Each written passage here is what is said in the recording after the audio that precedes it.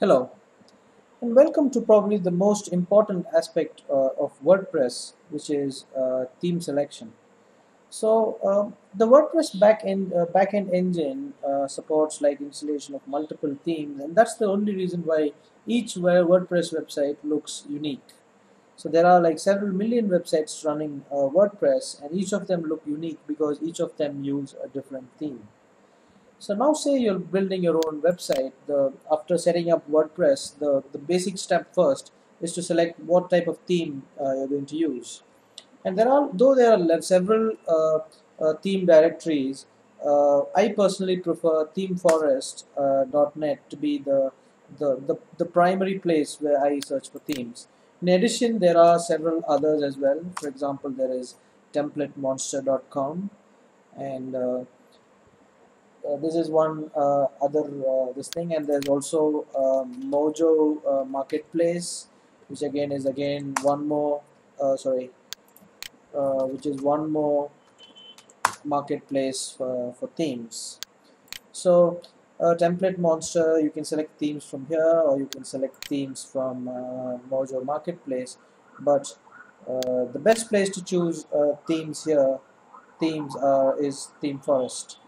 So first criteria for choosing themes is like what type of business are you going to run. For example, if it's for a magazine, you'll have to first search for magazine in this search box here, and you get a list of different magazine templates here. And now the second step is basically to choose. Now this actually now is listing WordPress and other CMS templates also. You just click WordPress here, so now it filters only the WordPress themes, and the default sorting is by the best match, but I personally prefer to change this to either best sellers or best rated. So if you go to best sellers, you get a list of themes which are in your criteria the best sellers here. For example, Sahifa here, it has 2,858 ratings and it has 16,056 sales. So obviously it will be a theme which is like having a lot of features and also good technical support. So now you can probably just go to this theme in case this interests you, or B theme is another which seems to be a multi-purpose theme. So it is like it won't probably have something very specific to magazines. So there's this newspaper theme which you can probably check, and there's a simple mag. So usually you limit yourself to say 5 themes to just view, and each of these themes now will have uh, a live preview section here, so you can just see how the theme looks on a live site. So now I'll just open all these live previews for you so that you can have a look of how each of these themes look like on a live site. So this is how the Sahifa theme looks like. So a typical magazine like setup. So where they have a menu here, where they have a nice menu here which supports all images and all that. So this is typically for a magazine or a news website. So where they have a breaking news section here. They have the highlighted posts here and category based and all the social media icons here, and again the social media icons here, and probably some advertisement space, a login space. Like these are like different, all these articles are organized in nice categories, and then they have a nice footer which talks about what exactly the theme is about, and again social media following, recent posts, followers, and all that. So basically the theme looks good. Like if you want a magazine, then probably this is the best theme what you can select. So next thing, you can also go check out the newspaper theme here, which again has a nice layout here. They have different types of layouts here. So now you can, this is the newspaper layout. So now again, here again they have a home page which has the most popular posts displayed, and then they have like different categories organized here nicely. So you can just click it, and without the page reloading, just that relevant posts come here, the social media handles, and add some advertising space, and again all the a nice footer which displays a thing like this. So then again you can go, this is the simple mag theme which we saw, the third theme what we already shortlisted. But again it has a nice home page, the font looks a bit modern, and then they have this categories listed, and then latest reviews, articles, so different sections whatever they've listed, and they have a nice footer which also has some widgets added and all this. So first theme selection criteria would be definitely the visual appearance. So you'll have to see whether the theme appeals to you, like what content you have in mind, whether this theme will be able to satisfy all that. Then the second the second reason, which is like in my experience at least, the most important reason to actually uh, buy a theme is see this section here where they talk about the last update. So this was last updated on 29th June 2015. So it means like this is a theme which is regularly being updated.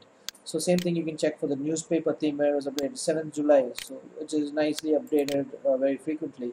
Same again, but see this one, it was last updated on 11th October 2014.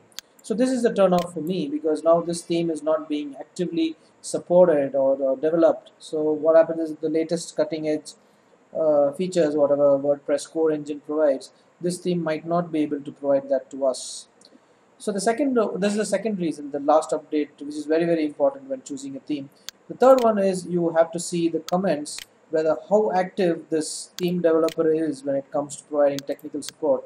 Because all of these themes, though they have extensive documentation, what happens is you'll have to see whether these are like uh, uh, very actively supported by the developer, because when you have some kind of an issue, you'll have to immediately get response from the developer. So now you can see here, this was like a certain technical comment was posted on 1 day ago, and they've almost like immediately responded with this particular reply here, and whatever issues people have, they just keep replying, and so that like the issue gets fixed there and there. So this is a very good reason to actually by a particular theme. So this is the third reason. So how active the support is. And then the fourth reason, which is like evolved as per the modern web development, is whether these themes are responsive or not. By responsive, I mean whether they are fluid. Because nowadays the website, there are like a lot of devices which you need the website to be visible in. There is the mobile, there is the computer, there is the iPad, and there are like new devices, like there are now phablets and all this category of devices there. The theme needs to be, the website basically needs to be fluid.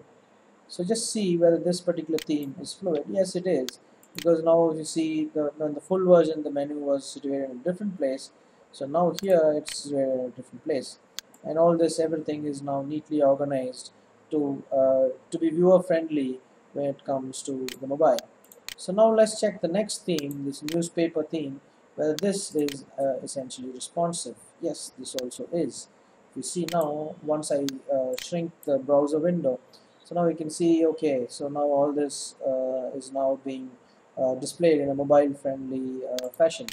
So the same thing you can check also for the other theme, which is like the Mag theme. So again, here also it's responsive. So you can see the theme being adjusting itself fluidly for depending on the screen width.